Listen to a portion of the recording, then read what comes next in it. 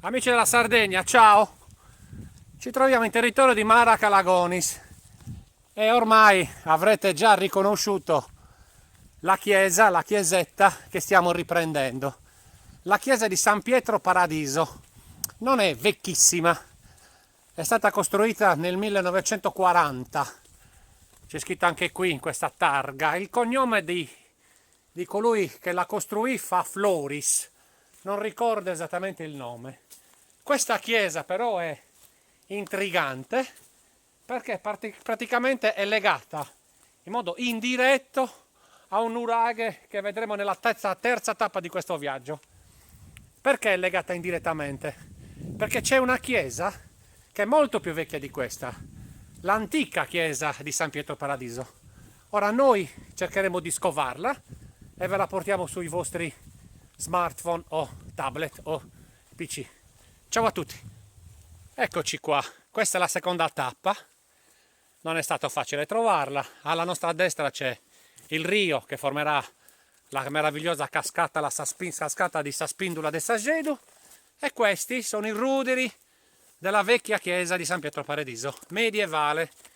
Non ci sono tantissime notizie, io ho trovato qualcosa su Wikimapia che parla di un documento del 1356. Eccoli qua, i ruderi della chiesa di San Pietro Paradiso, che verosimilmente, come abbiamo anticipato nella prima tappa, è stata costruita utilizzando conci, forse, dell'Uraghe Anna, che sarà la terza tappa del nostro viaggio. Conci come questo, per esempio. E chissà ragazzi, chissà.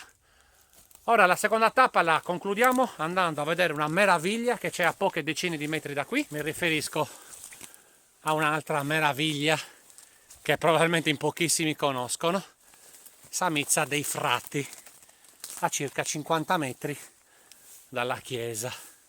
Samizza dei Frati, siamo in territorio di Quartucciu. Wow, wow, wow, eccola qua, grandiosa, grandiosa.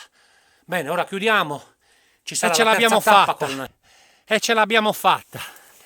Eccoci qua, questa è la terza meta di questo piccolo viaggio storico, archeologico. Questo è il nuraghe Anna, in territorio di Quartucciu. Non è messo benissimo, potete ben capire, ma è di una bellezza straordinaria. È di una bellezza straordinaria perché poi è tutto il contesto. Da qui non si vede oggi che è nuvoloso, venerdì uguale pioggia, ve lo ricordate?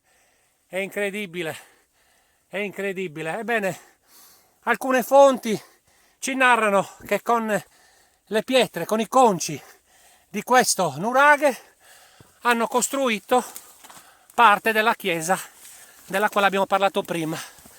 Io sto camminando qua, cerco di stare attento a non scivolare perché è molto scivoloso. È appena piovuto, la pioggia incessante di questi giorni, chi se ne frega. Nuraghe Anna in territorio di Quartucciu. Straordinario. Monica mi sta filmando. E dai. Un altro nuraghe a Quartucciu, l'ennesima storia divulgata dai custodi della memoria. Ciao a tutti!